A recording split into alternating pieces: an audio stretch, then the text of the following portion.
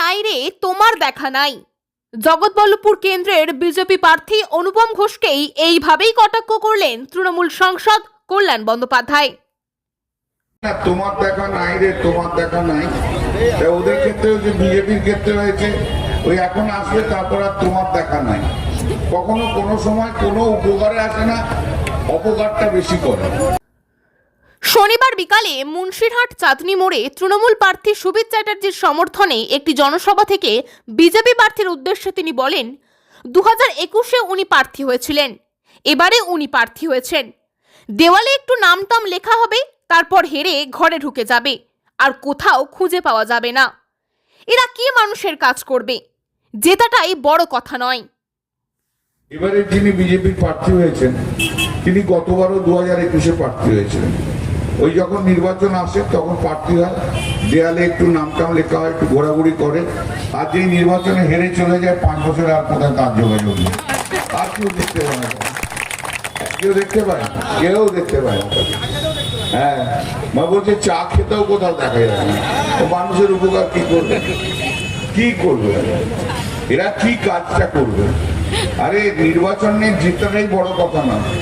5 বছর ধরে, সারা বছর ধরে যারা মানুষের পাশে থাকে তাদেরই মানুষ ভালোবাসে। বিজেপিকে 5 বছর কোথাও দেখতে পাওয়া যায় না। অন্যদিকে তৃণমূল প্রার্থী সুবিত চ্যাটার্জিকে নিজের ভাই বলে সম্বোধন করেন তিনি বলেন, কয়েক দশক ধরে পঞ্চায়েত ও পঞ্চায়েত সমিতিতে মানুষের কাজ করে চলেছে, আর এবার বিধানসভার প্রার্থী হয়েছে। ওকে ঘাসের উপর জোড়াফুল চিহ্নে ভোট দিয়ে জয়ী করার আহ্বানও জানান তৃণমূল সাংসদ। দীর্ঘদিন ধরে তৃণমূল কংগ্রেস করছে আমার ছোট ভাইয়ের মতো, একদম ছোট ভাইয়ের মতো না, ছোট ভাই। ও আমাকে ছাড়া কিছু বোঝে না। আর পঞ্চায়েত সমিতির মেম্বার থেকে আরম্ভ করে ও আজকে এসে দাঁড়িয়েছে এই কেন্দ্রের, বিধানসভা কেন্দ্রের প্রার্থী। গত বছর পঞ্চায়েতের নির্বাচনের সময় আমাকে বললো, দাদা আমি আর পঞ্চায়েত সমিতিতে দাঁড়াবো না। আমি বললাম, তুই যদি না দাঁড়াস তাহলে আমি আর সংসদে দাঁড়াবো না। তারপরে ও দাঁড়িয়েছে, তাই তো? তো খুব ভালো, অত্যন্ত ভালো সংগঠক এবং দীর্ঘ এক যুগের মতো, এক যুগের উপরে এই জগৎবল্লভপুর বিধানসভা কেন্দ্রে পুরো সংগঠনটাকে ও নিজের মতো করে তৈরি করেছে সমস্ত তৃণমূল কংগ্রেস পার্টির কাছে। ও খুব প্রিয় মানুষ। তা ওকে আপনারা সবাই আশীর্বাদ করবেন, সে তো আমার আবেদন থাকবে, এবং ঘাসের উপর জোড়াফুল চিহ্নে ভোট দিয়ে জয়যুক্ত করবেন। এ বিশ্বে কোথাও খুঁজে পাবেন না যে ভারতবর্ষের প্রধানমন্ত্রী কোন রাজ্যের মুখ্যমন্ত্রীকে হারানোর জন্য বারবার এ অবাক ক্যালিবারের লোক একটা, বুঝলেন? এরা একটা অবাক ক্যালিবার। ভারতবর্ষে এরকম তা পাবেনই না। আর অমিত শাহ ওই টাকলা মাথাতেও যে কি বেরোচ্ছে ভগবান জানে। ওকে আপনি রাঁচিতে পুড়বেন, ও করাচিতে গাছে বেরোবে। কোনো ভালো কাজে নেই, শুধু খারাপ কাজে, গুন্ডামি, বদমাশি, মাস্তানি। আপনি যা বলবেন সব অমিত শাহ করে দেবেন।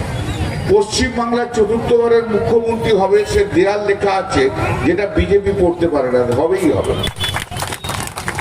বাংলাকে কন্ট্রোল করবে কে? বাংলার লিডার কে হবে? বাংলার নেতা কে হবে? বাঙালি ঠিক করবে, বাঙালির নেতা ঠিক করবে। বাঙালি কখনো নরেন্দ্র মোদী, অমিত শাহকে নেতা বলে পশ্চিম বাংলায় মানবে না। দুটো স্ক্র্যাচ নিয়ে এখন চলছে। বলেছিল না ইসকা বাদ 400 পার? শুনেছিলেন তো পার্লামেন্টে? আমি বলেছি, শুনেছিলেন না? ইসকা বাদ 400 পার। 400 পারে কি হয়েছিল? চুকিটকিতে চু ধরেছিল, চু হচ্ছে 400।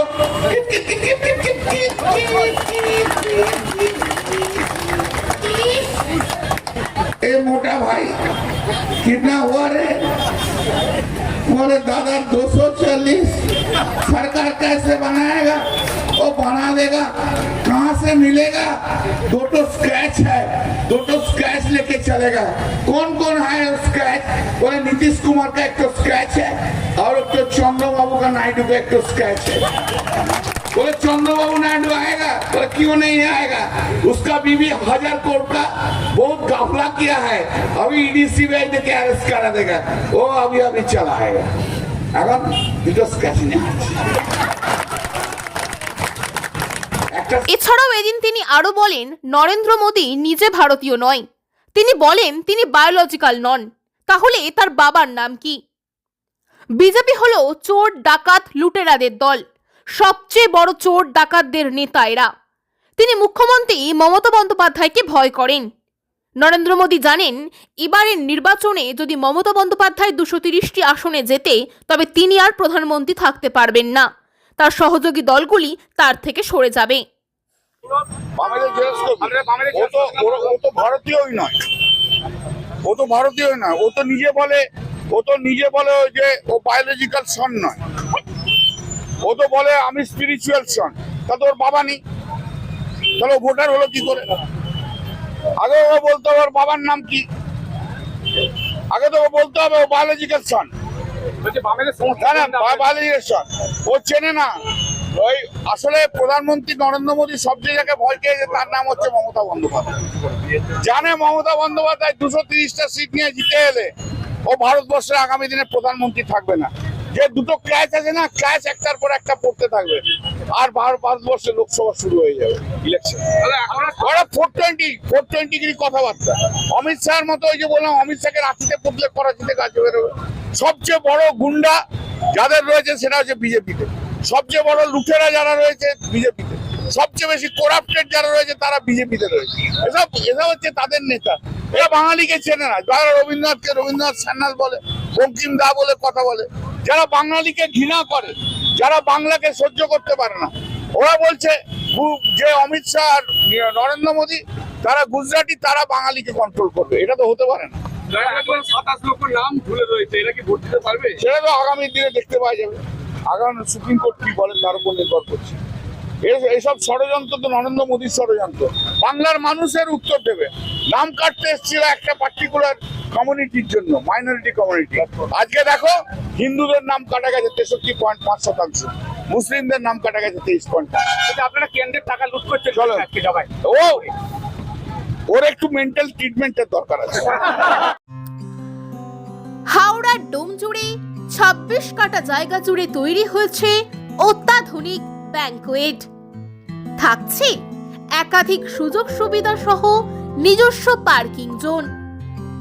আপনার মনের মতো আধুনিক এই ব্যাংকুয়েটের ভাড়াও তুলনায় অনেক কম। তাই বিবাহ, অন্নপ্রাশন, জন্মদিন, অ্যানিভার্সারি, উপনয়ন সহ যে কোনো আনন্দ অনুষ্ঠানে বুক করতে পারেন বাবা পঞ্চানন্দ ব্যাংকুয়েট।